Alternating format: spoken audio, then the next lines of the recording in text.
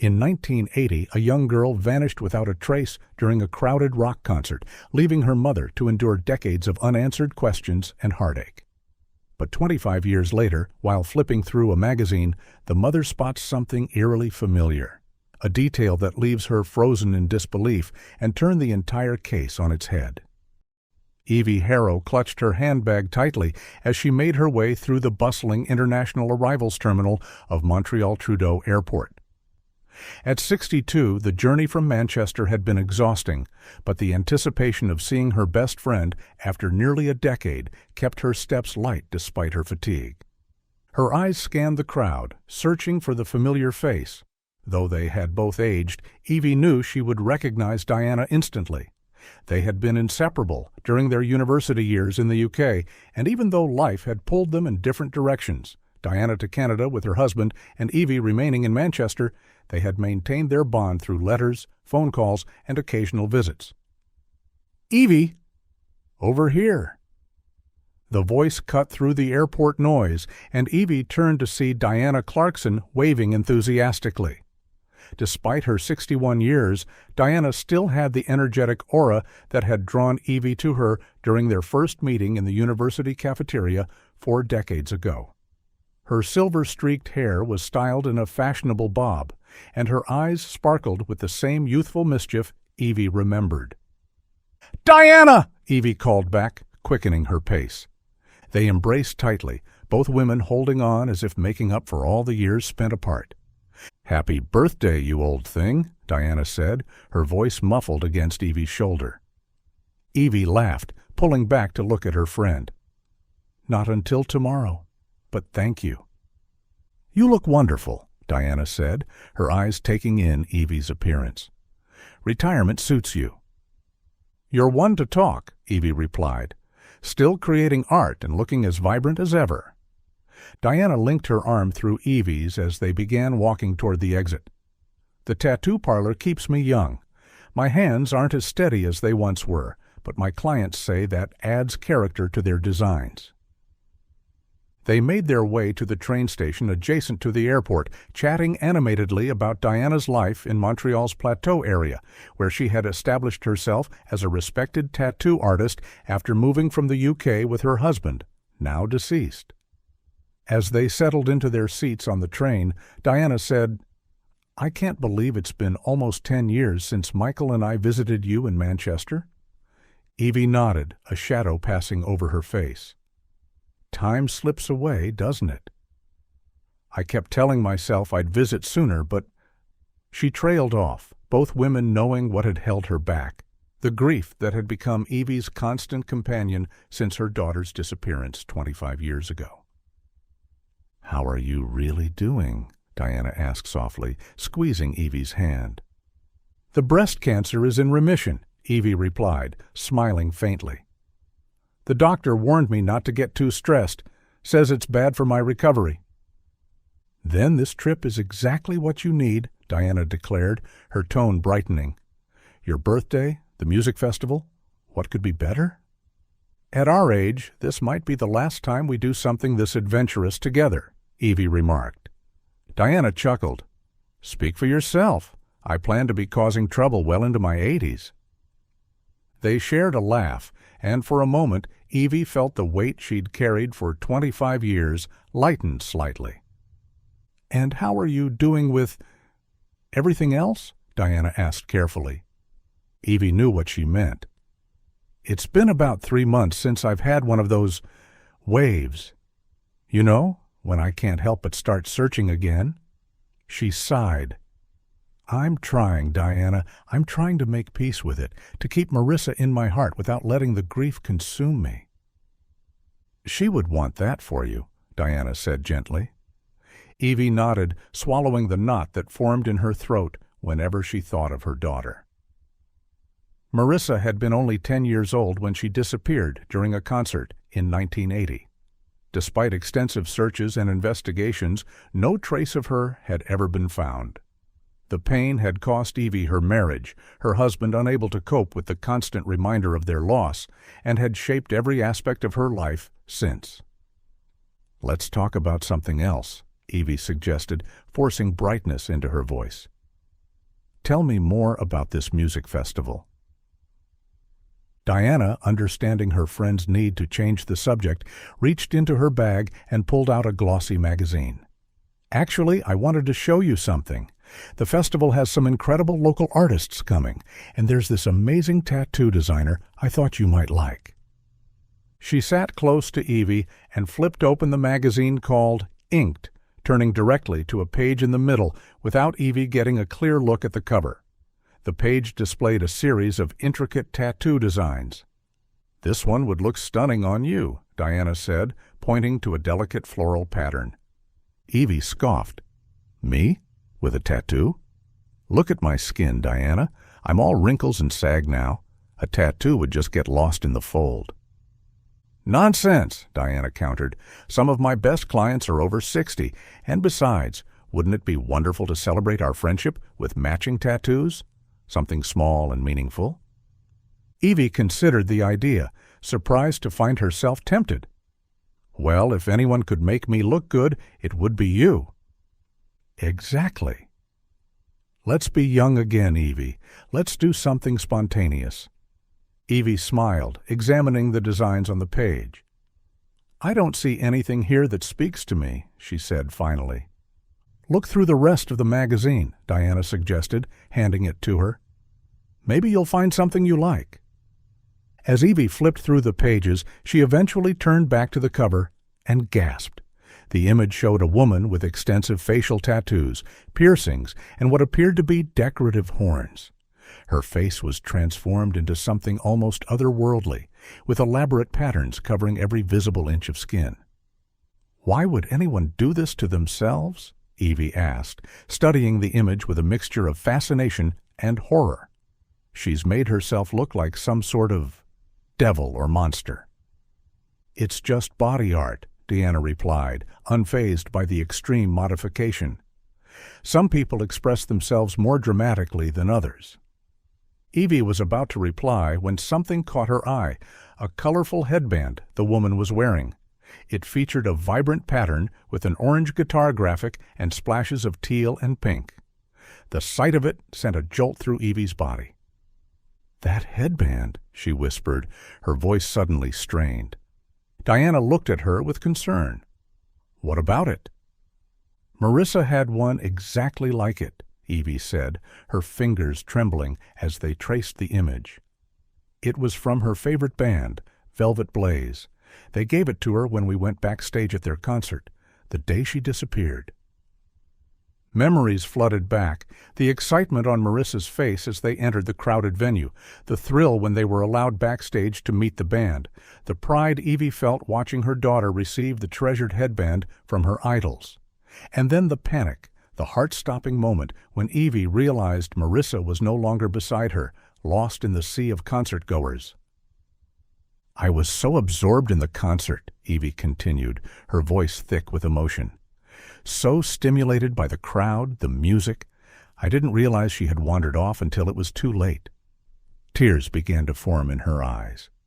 "We never found her, Diana. Despite everything, we never found her." Diana gently took the magazine from Evie's trembling hands and pulled her friend close. Evie leaned on Diana's shoulder, allowing the tears to fall freely. After a few moments, Evie composed herself and straightened up. "I'm sorry," she said, wiping her eyes. "We were just talking about letting go, and here I am, falling apart at the sight of a headband." "Don't apologize," Diana said firmly. "Emotions need to be released. Suppressing them isn't healthy." Evie nodded gratefully. "I don't know how I would have survived all these years without your friendship. You've been my rock, even from across an ocean." "That's what friends are for," Diana replied, squeezing Evie's hand. "And that's something to be grateful for, a friendship that has endured through everything life has thrown at us." As the train continued toward Montreal, Evie tried to push thoughts of the magazine cover from her mind, but the image of the headband remained, stirring questions and memories she had spent years trying to reconcile. They disembarked from the train at the station closest to Diana's home in the plateau. The late morning sun cast a gentle glow over the colorful row houses and tree-lined streets that characterized the neighborhood. Evie breathed in the fresh air, grateful for the change of scenery from her quiet life in Manchester. "It's not far from here," Deanna said as they began walking. "I hope you don't mind the short walk. I thought it would be nice for you to see the neighborhood." "Not at all," Evie replied, taking in the sights. Her luggage was minimal, just a single rolling suitcase and a small carry-on bag. Diana had assured her that anything else she needed would be available at the house. As they turned onto Diana's street, Evie noticed an unusual amount of activity. Several vans with network logos were parked along the curb, and people with cameras and equipment moved purposefully around the area. "What's going on?" Evie asked, gesturing toward the commotion. "Oh, it's for the music festival," Diana explained. "They'll be here all week. This morning, on my way to pick you up, I saw some of the performers and band personnel going into that penthouse-style loft over there." She pointed to a modern building at the end of the street. Looking beyond the media vehicles, Evie could see the festival setup in the distance, a sprawling array of stages, tents, and vendor booths spread across a large open field. "The festival grounds are just a short walk from my house," Diana continued. "It's one of the reasons I bought tickets. We can come and go as we please without dealing with parking or public transportation." They reached Diana's house, a charming two-story row home with a small garden in front. Inside, the space reflected Diana's artistic personality. Walls adorned with artwork, eclectic furniture arranged for comfort rather than convention, and natural light streaming through large windows. "Make yourself at home," Diana said, taking Evie's coat. "I'm going to hop in the shower and get ready for the day. Your room is upstairs, first door on the right if you want to freshen up, or just relax down here if you prefer." "I think I'll just sit for a bit," Evie replied, settling onto a comfortable sofa in the living room. "The journey's caught up with me." "Help yourself to anything in the kitchen," Diana called over her shoulder as she headed upstairs. "I won't be long." Alone in the living room, Evie noticed the inked magazine on the coffee table. Curiosity overtook her, and she picked it up again, turning to the article about the woman on the cover. The headline read, "Paisley Williams tells her story." Several photographs accompanied the article, close-ups of various tattoos on the woman's body, each with its own meaning and story. Evie began reading, learning that Paisley Williams was 35 years old and married to Troy Maddox, the 45-year-old lead singer of a band called Glass Saints. According to the article, they were performing at the Montreal Music Festival this week. The interview delved into Paisley's motivation for her extensive body modifications. "Each tattoo represents a chapter in my journey," Paisley was quoted saying. "They were born out of years of heartbreak and betrayal, of being left by the person I loved most when I was young." Evie felt a pang of empathy as she continued reading. "I wear my pain like a trophy now," Paisley continued in the article. "My body is a canvas that tells the story of how I became who I am, a new person forged from the ashes of abandonment." The words struck Evie deeply. She couldn't help but wonder if Marissa, had she survived whatever fate befell her, might have similar feelings of abandonment and betrayal. Would she blame Evie for losing her in that crowd? Would she have transformed her pain into something visible, as Paisley had? "What are you doing?" Diana's voice interrupted Evie's thoughts as she returned to the living room, her hair wrapped in a towel. "Just reading about this woman," Evie replied, holding up the magazine. "The one with the headband. Her story is quite moving, actually." Diana sat beside her, glancing at the article. "Many people experience hurt and abandonment in this world," she said thoughtfully. "We're lucky to have each other, and Paisley Williams is lucky to have her career and success. It's a form of justice, really, by God, or the universe." Evie nodded, looking again at the image of Paisley with the velvet blaze headband. "Do you think Marissa might be out there somewhere, living a whole life I know nothing about?"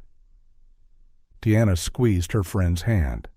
I don't know, Evie, but I do know that wherever she is, she would want you to find moments of joy, like celebrating your birthday at a music festival with your best friend. Evie smiled gratefully. You're right. And you know what? I think I will get that tattoo, something to commemorate this trip and our friendship. That's the spirit, Diana exclaimed, standing up. Let me get dressed, and then we can head over to the festival grounds. I want us to look around before the main crowds arrive. As Diana disappeared upstairs again, Evie returned to the article, studying Paisley's features beneath the tattoos. There was something in her eyes that seemed familiar, a vulnerability at odds with her dramatic appearance. Or perhaps, Evie thought, she was simply seeing what she wanted to see, a connection to the daughter she had lost, a daughter who would now be about Paisley's age. Sighing, she closed the magazine and set it aside. Diana was right. This trip was about finding moments of joy, not dwelling on the past. When Diana returned, dressed in stylish but comfortable clothes suitable for a day at a music festival, Evie had composed herself. Shall we go check out the festival? She asked with forced brightness. Absolutely, Diana replied, grabbing her bag. I think you're going to love it. As they left the house, Evie took one last glance at the magazine on the coffee table. The image of Paisley Williams with her velvet blaze headband burned into her memory. The late morning sun cast a gentle warmth over the festival grounds as Evie and Diana made their way through the entrance. Colorful banners lined the pathways, showcasing the lineup of bands, activities, vendors, and sponsors. Evie noticed a large poster featuring Glass Saints, with Paisley Williams prominently displayed alongside her bandmates. They're one of the headliners, Diana explained, following Evie's gaze. They're scheduled to play tonight, but they're doing a small acoustic set this morning for the early arrivals. The festival was just beginning to come to life. Staff hurried about making final preparations, vendors arranged their merchandise, and the early attendees, mostly locals as Diana pointed out, wandered the grounds leisurely. Music drifted from the open-air concert area where a small crowd had gathered to watch the morning performances. Around the main stage area, various tents and structures housed cafes, bars, food stalls, and merchandise vendors. A temporary building constructed of metal scaffolding and panels served as a rooftop lounge, providing a view of the entire festival from above. This is quite impressive, Evie remarked, taking in the scene. I haven't been to a music festival since Marissa. Diana squeezed her arm. Then it's high time you experienced one again. Come on, let's grab a drink at that rooftop lounge before it gets crowded. They climbed the stairs to the rooftop, where comfortable seating areas were arranged around a central bar. The view was spectacular, the entire festival spread out below them, with the city skyline visible in the distance. After ordering drinks, they found a quiet corner with plush chairs. Diana raised her glass. To your birthday, my dear friend, and to new memories. Evie clinked her glass against Diana's. And to old friends who keep us young. As they sipped their drinks, Diana reached into her bag and pulled out a small box wrapped in silver paper with a blue ribbon. I wasn't sure when to give you this, but I think now is perfect. Evie took the box, touched by the gesture. Diana, you didn't have to. Of course I did. It's not every day my best friend turns 62. Evie carefully unwrapped the package to reveal a delicate silver bracelet with two small charms, a palette representing Diana's artistic nature, and a book symbolizing Evie's love of reading. A friendship bracelet, Diana explained. We never had these in all our years of friendship. Now that we're old, I thought it was time. Evie's eyes misted as she fastened the bracelet around her wrist. It's beautiful, Diana. Thank you. From their vantage point, they could see activity near the main stage. Evie pointed toward a group gathering near the steps leading to the platform. Is that Glass Saints? Diana squinted, then nodded. Yes, I think they're preparing for their acoustic set. She added with a teasing smile, Look at you, becoming a fan already. It's not the band, Evie admitted. It's just that woman, Paisley. I read about her in your magazine, but I've never heard them play. Well, we're in luck, Diana said, finishing her drink. I've got us VVIP tickets, frontline access when things really get going this afternoon, and backstage passes for meet and greets. Evie laughed. VVIP? We'll be the oldest people in the front row. Exactly. 2 grandmothers rocking out in the front row? We'll be legends. The thought amused Evie. It had been so long since she'd allowed herself this kind of carefree joy. Which bands can we meet? There are 2 meet-and-greet sessions, Diana explained. One this morning at 10:30, mainly for locals, and another after the evening performances at 10 p.m. for the general public. I thought we'd go to the morning one. We're old, we'd be exhausted by 8 p.m., and the night sessions are usually crowded with younger fans. You really planned this whole thing, didn't you? Evie said, impressed. I told you it would be fun, Diana said with a wink. And about that tattoo, nothing in the magazine seemed to catch your eye earlier, so I want to show you something else. I started working on a few designs before you got here. She reached into her bag, pulled out a sketchbook and pencil, tools she clearly took everywhere, and began to draw. While Diana sketched, Evie's attention was drawn to the main stage, where Glass Saints had begun their acoustic performance. From this distance, she could see Paisley Williams clearly, wearing the distinctive headband that had triggered Evie's memories on the train. Despite her initial prejudice against heavily tattooed rock musicians, Evie found herself captivated by Paisley's voice, a haunting, powerful sound that seemed at odds with her intimidating appearance.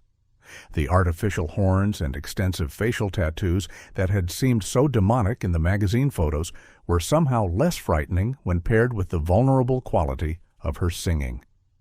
She's quite talented, Evie remarked, surprised by her own reaction. Diana looked up from her sketching. Glass Saints has a huge following. Paisley's voice is part of their appeal, raw and emotional. We can meet her later if you'd like. Oh, I wouldn't know what to say to her, Evie demurred. Come on, we went backstage all the time when we were students. Remember those rock bands we used to follow around London? Evie smiled at the memory. We were different people then. Were we? Or have we just forgotten how to have fun? Diana showed Evie her sketch, a delicate design featuring intertwined vines with small flowers. What do you think? One for each of us, to symbolize our friendship growing across distance and time. It's perfect, Evie said, genuinely impressed. Where do we get these done? There's a tattoo booth on the festival grounds. Let's head down there after the performance. They watched as Glass Saints finished their set. The MC announced the next band, one of Diana's favorites from their youth. As Paisley and her bandmates prepared to leave the stage, there was a sudden loud noise from the speakers, causing everyone to wince. In the confusion, Paisley stumbled and fell on the stage, immediately collapsing into a fit of whooping coughs. Her bandmates and security personnel rushed to her side, helping her to her feet and quickly escorting her off stage. The incident happened so quickly that most of the sparse morning crowd barely registered it before the next band began setting up.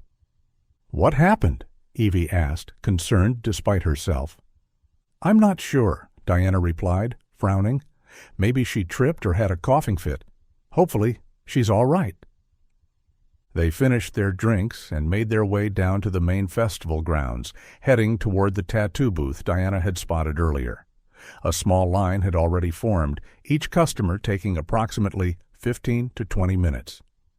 I didn't expect it to be this busy so early, Diana said with a sigh as they took their place at the end of the line. There are still 3 people ahead of us. Evie checked her watch. How long until the meet and greet? About 20 minutes, Diana replied, looking concerned. We won't make it through this line in time. She checked her watch again. What do you say we line up for the meet and greet first and come back here later for our tattoos? Or I could do them at my studio after the festival if you prefer." "That sounds sensible," Evie agreed. "I don't mind waiting. We have all week, after all." They abandoned their place in line and headed toward the backstage area where the morning meet and greet was scheduled to take place.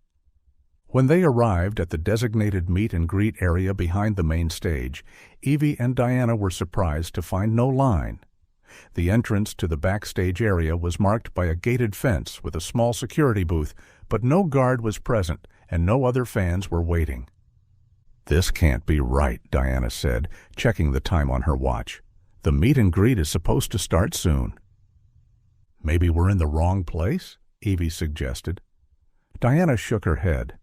"No, this is definitely it. I confirmed the location yesterday when I picked up our passes." She looked around, perplexed. "Let me see if I can find someone to help us." While Diana went in search of assistance, Evie remained by the gate, gazing at the complex of temporary structures beyond. They looked impressively solid for festival constructions, more like actual squares than the tents she had expected. Staff members hurried back and forth, carrying equipment and supplies, preparing for the day ahead.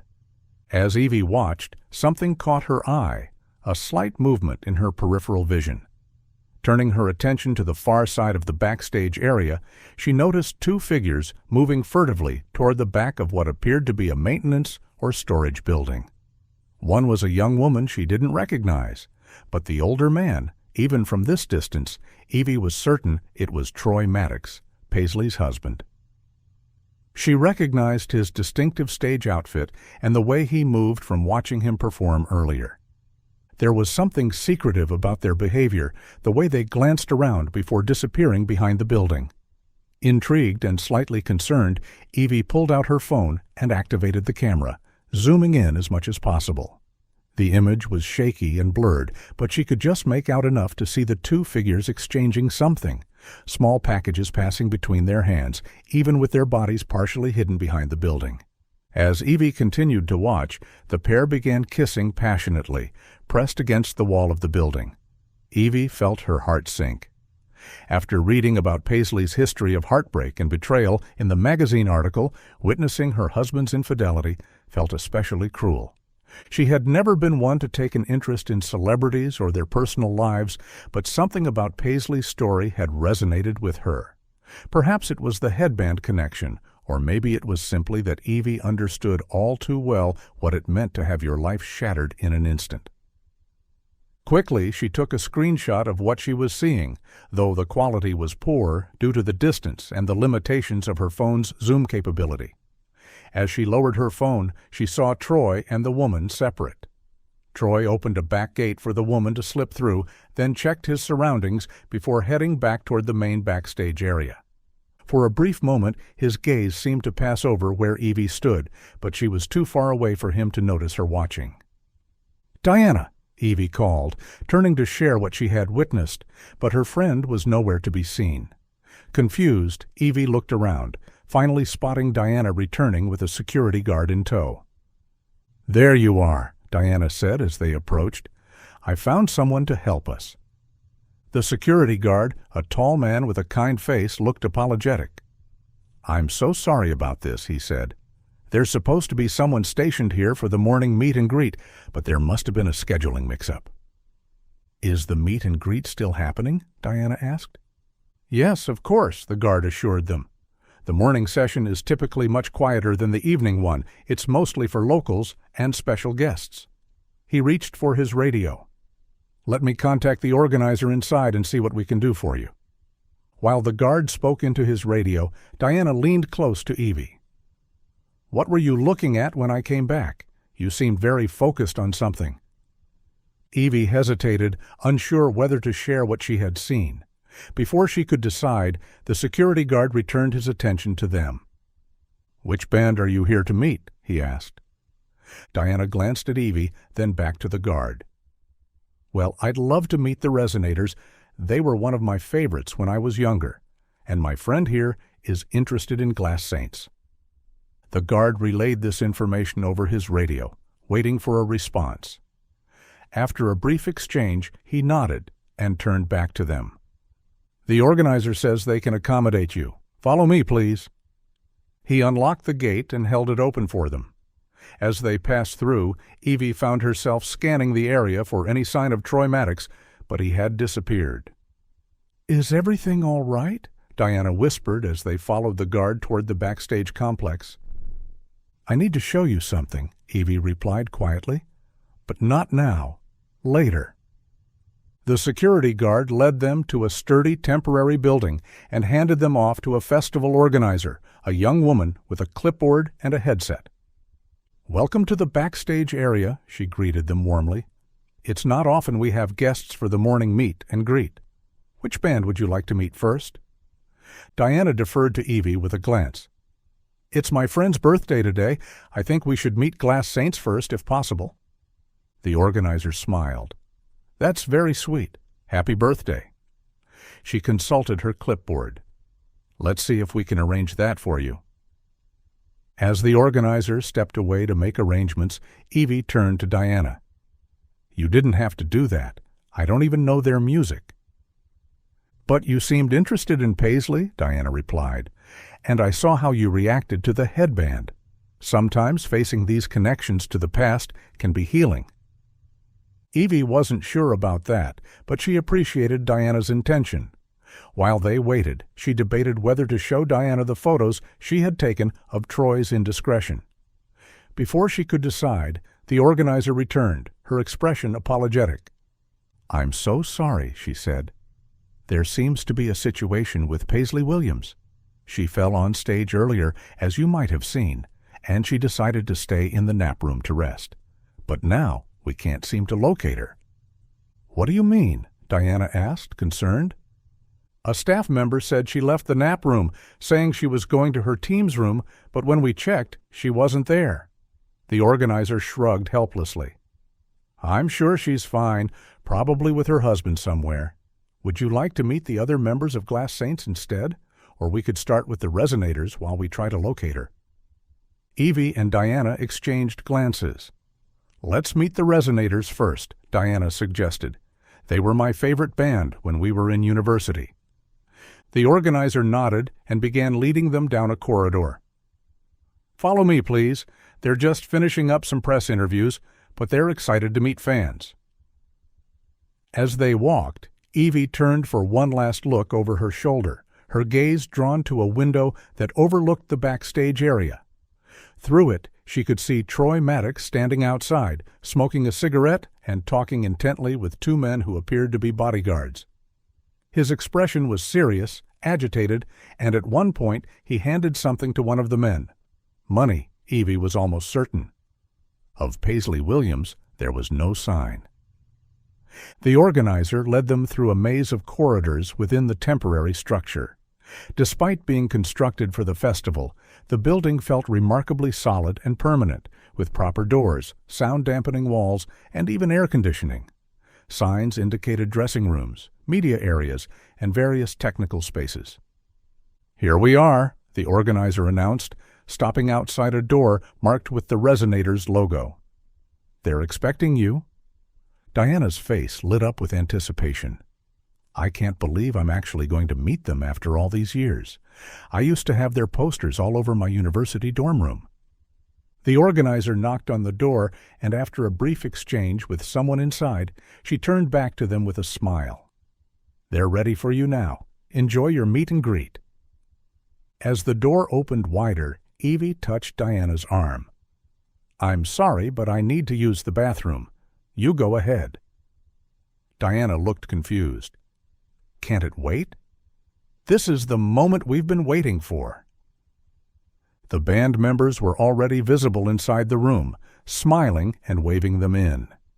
Evie knew Diana couldn't back out now without appearing rude. "It's fine, really," Evie insisted. "I'll be quick and join you in a minute." Diana hesitated, then nodded. "All right, but don't be too long. This is your birthday celebration, too." As Diana entered the room, the organizer pointed Evie toward a restroom down the hall. "There's one just around that corner. Do you need me to show you?" "No, thank you," Evie replied. I'll find it. The organizer nodded. I'll wait here for you to return. Evie walked in the direction indicated, but as soon as she turned the corner and was out of the organizer's sight, she changed course. Instead of heading to the restroom, she made her way toward an exit sign, determined to follow her instincts. Outside, the brightness of the day momentarily blinded her. Blinking to adjust her vision, she scanned the area for Troy. She spotted him finishing his conversation with the bodyguards, the three of them parting ways. Troy appeared jumpy, constantly looking around as if afraid of being observed. When the bodyguards were out of sight, he began walking purposefully toward the back of the maintenance building, the same one where Evie had seen him with the unknown woman earlier. Making sure no one was watching, Evie followed at a distance. The noise of the festival, sound checks, vendors setting up, early attendees chattering, provided cover for her footsteps. Troy disappeared behind the maintenance building, and Evie approached cautiously, staying close to the wall. When she reached the corner, she peered around it slowly. What she saw made her blood run cold. Paisley Williams lay on the ground, struggling to breathe as her body convulsed. Troy crouched beside her, but rather than offering assistance, he appeared to be holding her down, his hands firmly gripping her shoulders to keep her pinned in place. Evie's instincts kicked in immediately. Without thinking, she pulled out her phone and dialed 911. 911, what's your emergency? The dispatcher answered promptly. I need an ambulance at the Montreal Music Festival, Evie said, her voice urgent but controlled. Behind the maintenance building, a woman is having what looks like seizures, and, hey, who are you? What are you doing here? Troy's voice cut through her call as he noticed her presence. Evie backed away as Troy stood up and started toward her. You tried to kill her, she shouted, pointing at Paisley's shaking form on the ground. Troy's face contorted with rage and fear. You don't know what you're talking about, he snarled, advancing on her. Get out of here. Evie continued backing away, her phone still connected to the emergency dispatcher. Please help, she called into the phone. I'm at the festival behind the maintenance building. A woman needs medical attention immediately. Evie? A voice called from behind her. What's going on? Evie turned to see Diana and the event organizer hurrying toward her, concern evident on their faces. Troy stopped in his tracks, clearly alarmed by the arrival of more witnesses. He looked frantically from Evie to Diana to the organizer, then back at Paisley, who continued to convulse on the ground. This is a misunderstanding, he began, his tone abruptly shifting to something more controlled. My wife is having an allergic reaction. I was trying to help her. The organizer reached for her radio. I'm calling security, she said, her voice firm. No, wait. Troy started, but he was interrupted by the arrival of 2 security guards responding to the organizer's call. What's happening here? One of them demanded. While Troy attempted to explain the situation to the security guards, Evie rushed past him to Paisley's side. The woman's face was swollen, her breathing shallow and strained, and her body trembled with involuntary movements, clear, unmistakable signs of anaphylaxis, instantly recognizable to Evie. Her daughter Marissa had once suffered from this too. She's having a severe allergic reaction, Evie announced, opening her purse. She needs epinephrine immediately. To everyone's surprise, Evie pulled out an EpiPen. I'm allergic to bee stings, she explained quickly. I always carry this. Without hesitation, she turned Paisley onto her side and administered the injection into the woman's thigh, holding it there for the required time before removing it. The effect wasn't immediate, but gradually Paisley's breathing began to ease, and the convulsions subsided. She coughed weakly, her eyes fluttering open. As Evie cradled the woman's head, she had her first close look at the headband that had triggered her memories on the train. Up close, there was no mistaking it. The exact pattern, the orange guitar graphic, even a small stain on one edge that Evie remembered trying desperately to remove all those years ago. A realization dawned on her, so shocking that she nearly dropped Paisley's head. "Mary Blaze," Evie whispered, the word escaping her lips before she could stop it. Paisley, still dazed from her reaction, froze at the word. Her eyes, previously unfocused, suddenly locked onto Evie's face. "What did you say?" she asked, her voice a hoarse whisper. Evie pointed to the small stain on the headband. "I tried to wipe that stain so hard, but it wouldn't come out," she said, her voice trembling. "It was so stubborn. We even brought it to the bathroom and tried to wash it with soap, but it wouldn't disappear." Paisley's eyes widened in shock and recognition. "You were so disappointed because you had just gotten that headband from your favorite band, Velvet Blaze," Evie continued, tears beginning to stream down her face. "To cheer you up, I called it Mari Blaze for Marissa, your name, and Velvet Blaze." The silence that followed was profound, broken only by the distant sounds of the festival and the approaching sirens of an ambulance responding to Evie's 911 call. Paisley's expression shifted, from confusion to shock, then to something far more painful: anger. She pulled away from Evie, forcing herself upright despite the visible strain. "Who are you?" "Marissa?"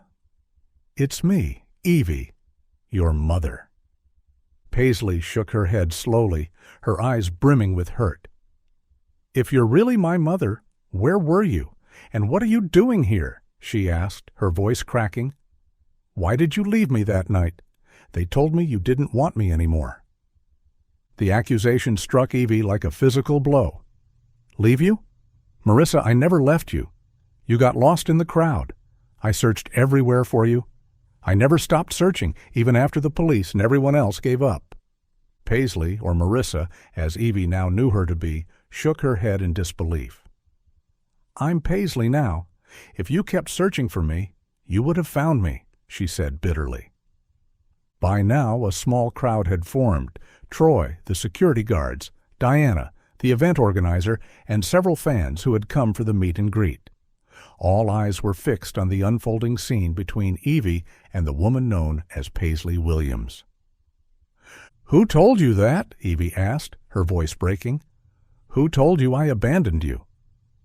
Paisley's gaze shifted to Troy, who stood a few feet away, his face a mask of controlled concern that didn't reach his eyes. "You," she said, her voice gaining strength as she pointed accusingly at her husband. "You always told me my mother abandoned me, that you found me and helped me." Her eyes narrowed. "And just now, you tried to kill me." Troy's facade cracked slightly. "What the hell is this?" he demanded, looking around at the onlookers. "This is all a misunderstanding. I was trying to save my wife when this woman," he pointed at Evie, "got in the way." "Cut the bullshit," Paisley snapped. "You had to have put something in my breakfast. That's why I collapsed on stage, why I suddenly got dizzy. Then you dragged me out here from the nap room and didn't even help. You restrained me. You knew about my allergy and made sure I didn't have my bag with my EpiPen." The arrival of police officers responding to the disturbance added to the tension. As they approached, Troy's demeanor became increasingly agitated. "She's delusional from the reaction," he insisted to the officers. "I was trying to help her." Evie stepped forward. "That's not true," she said firmly. "I saw him earlier paying his bodyguards for something." She pulled out her phone. "And I saw him with a young woman behind this same building, exchanging what looked like drugs and being intimate." Paisley's eyes widened in disbelief. "You did what?" she breathed, stunned. Evie showed the blurry photos she had captured earlier to the police. While not clear enough to be definitive proof, they were suggestive enough to raise serious questions.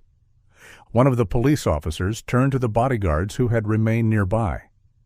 "Is this true? Did he pay you for something?" The bodyguards exchanged uneasy glances, their loyalty clearly faltering under the weight of police scrutiny. When Paisley urged them to tell the truth, reminding them that their allegiance was to the band, not just to Troy, one of them finally stepped forward. "He paid us to—" He hesitated, then continued. "To get rid of her body, take it to the forest where no one would find her." He reached into his pocket and pulled out an envelope, which he handed to the officer. "He gave us this as a down payment. There's more when the job was done." The revelation sent a ripple of shock through the gathered crowd. The police officers moved quickly to restrain Troy, who suddenly seemed to realize the gravity of his situation. As they handcuffed him and read him his rights, his composure completely broke down. "You're getting uglier every year," he yelled at Paisley. "Look at you, with that horn, that tattoo all over your body. I told you I don't like them. You're a monster, a wretched woman who can't even show gratitude." His voice grew louder, more desperate, as the officers began to lead him away. "I found you lost in that Manchester concert 25 years ago with my friends. I was just a young man back then, 20 years old, and you were 10. We took you in because you looked so cute and had a beautiful voice and face." The officers attempted to silence him, warning that anything he said could be used against him, but Troy no longer cared. The lead officer raised a hand to halt the others, allowing Troy to speak. "It was supposed to be just a fun thing before I helped you return to your parents," he continued. "But the more I heard you sing, the more I wanted to keep you for my band that me and my friends were just working on. We had a studio, so we kept you there all the time." Evie felt sick listening to the confession, imagining her 10-year-old daughter held captive by a group of young men with no concern for the devastation they had caused. "You kept crying for your mother," Troy went on, "and we were afraid, so we told you your mother abandoned you so you'd be quiet. But we were nice to you. We trained you, perfected your pitch. You became part of our team and family." His voice took on a reminiscent quality, as if he were telling a fond story rather than confessing to a kidnapping. "When you got older, we knew we couldn't keep you there, so we had to move you somewhere you wouldn't hear about your mother looking for you, to Canada. It was a long process, but someone helped us, one of my friend's family, to falsify all your documents. But then our band got disintegrated because that family got caught by police.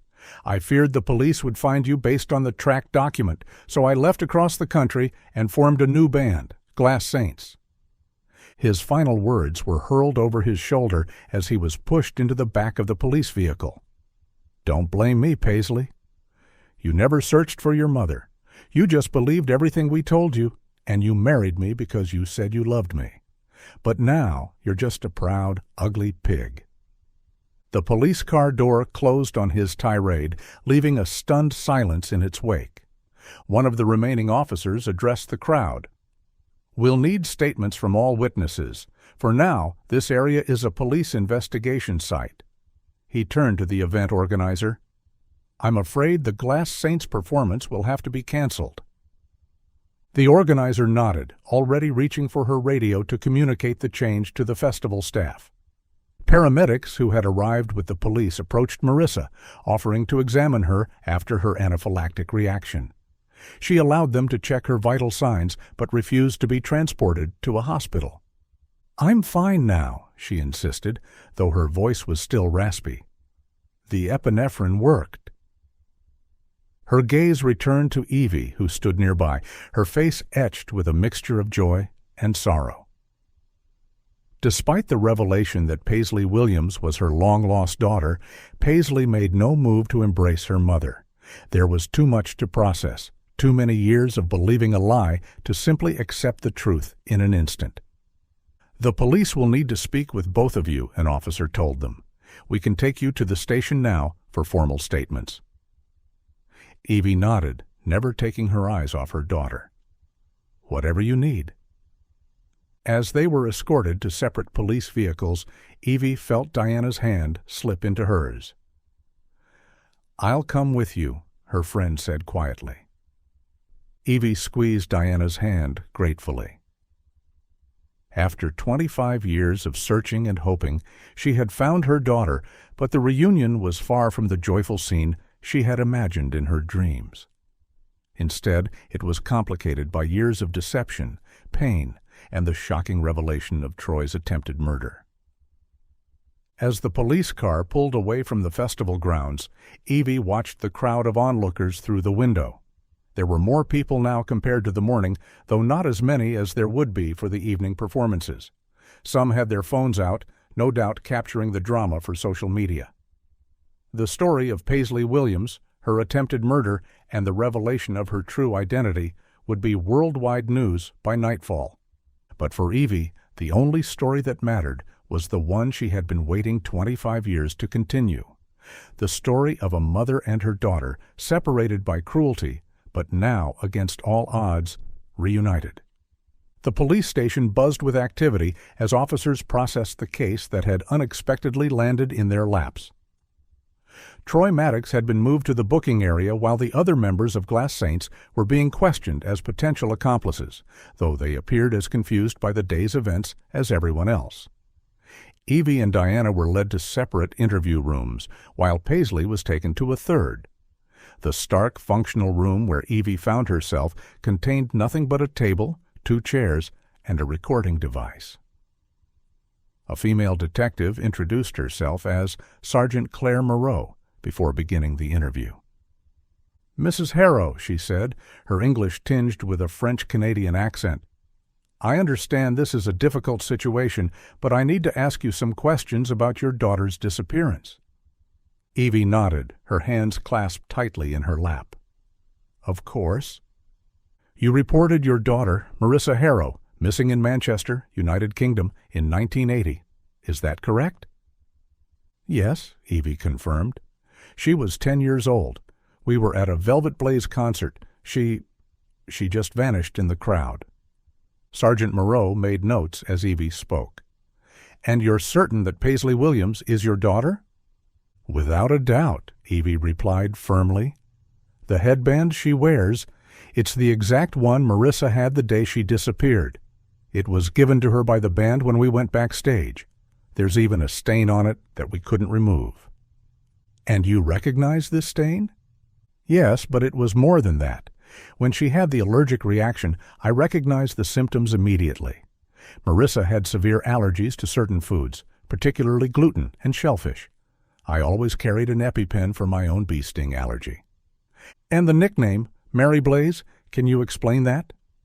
"It was something just between us," Evie said, a small smile softening her features at the memory. "After the band gave her the headband, she got that stain on it almost immediately. She was devastated. To cheer her up, I combined her name with the band's name. Marissa and Velvet Blaze became Mary Blaze. It was our little joke, something only the two of us knew."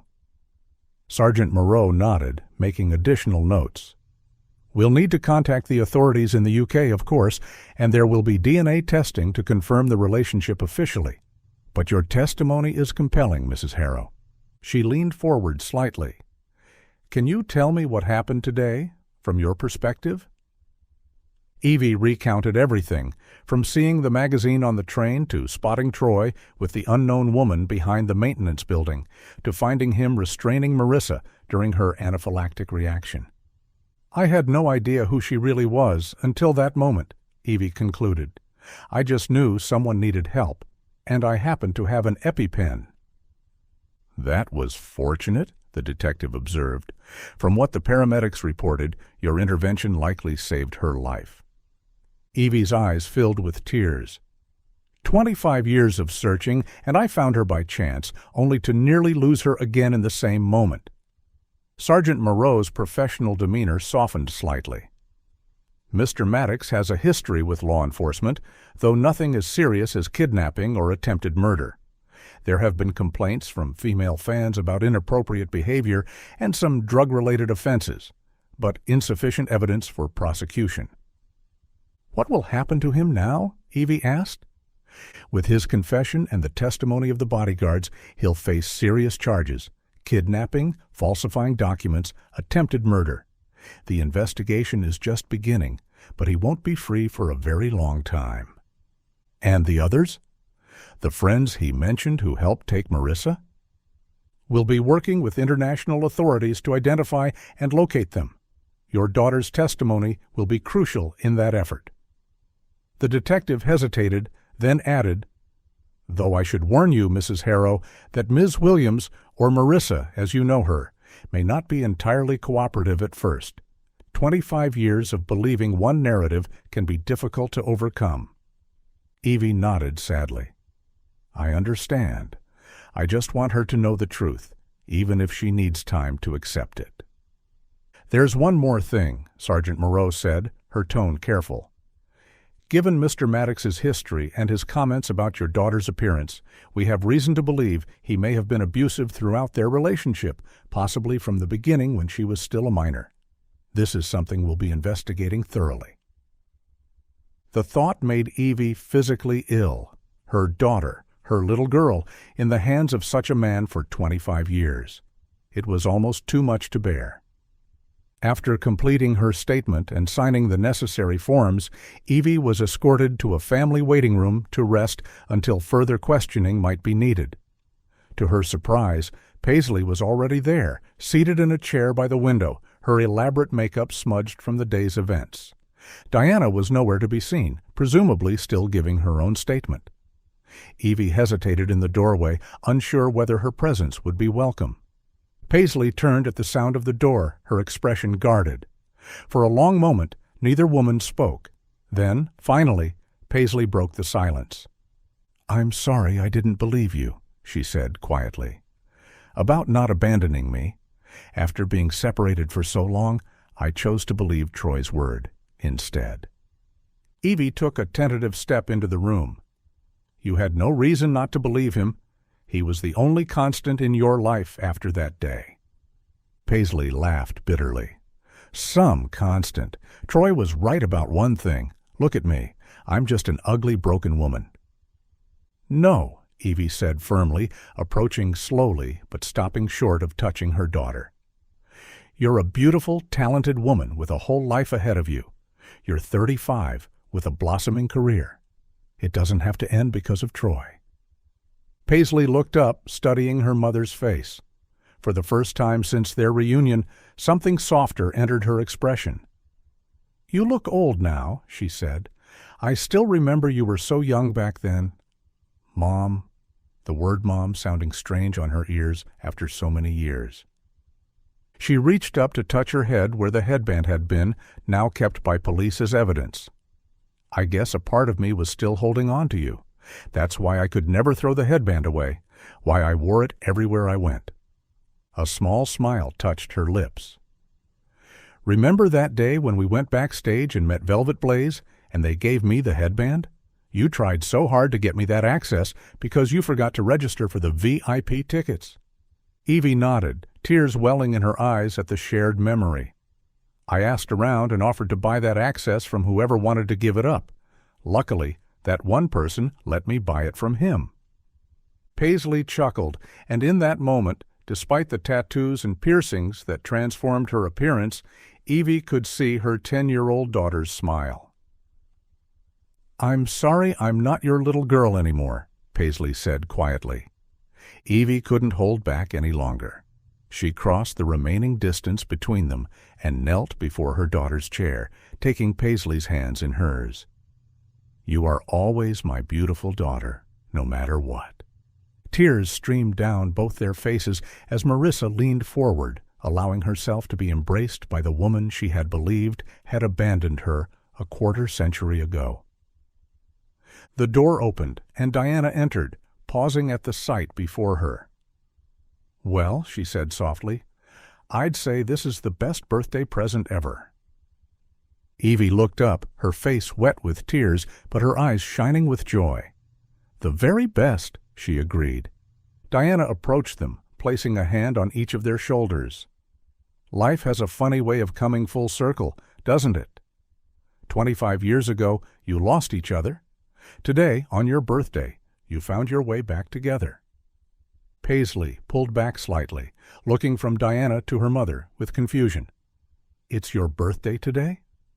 Evie nodded. Yes, I'm 62 today. Diana and I came to Montreal to celebrate and attend the music festival. I had no idea, Paisley said, a new wave of emotion crossing her features. All these years. I didn't even know when your birthday was. There's so much I don't know about you, about my real life before Troy. You were still young back then, but we have time now. Evie assured her, squeezing her daughter's hands. All the time in the world to get to know each other again. I don't even know who I am anymore. My whole life, my career, my identity. It's all been built on lies, Paisley said, suddenly looking vulnerable despite her fierce exterior. You are who you've always been, Evie told her firmly. Talented, strong, resilient. The circumstances of how you got here may have been built on deception, but what you've made of yourself, your music, your art, that's all real. That's all you. Diana nodded in agreement. Your mother's right. You've created something powerful from your pain. Now that you know the truth, you can build something even stronger. For the first time that day, Paisley smiled fully, a genuine expression that transformed her face from intimidating to radiant. And in that smile, Evie saw her 10-year-old daughter, the little girl who had disappeared 25 years ago, the child she had never stopped searching for. Diana, watching them from the opposite seat, smiled contentedly. You know, she said, when we planned this trip, I promised you a birthday to remember, Evie. I think we can safely say I delivered. The spontaneous laughter that filled the room was perhaps the most healing sound of all. 3 women bound by a remarkable journey, facing an uncertain future, with the shared knowledge that whatever came next, they would face it together.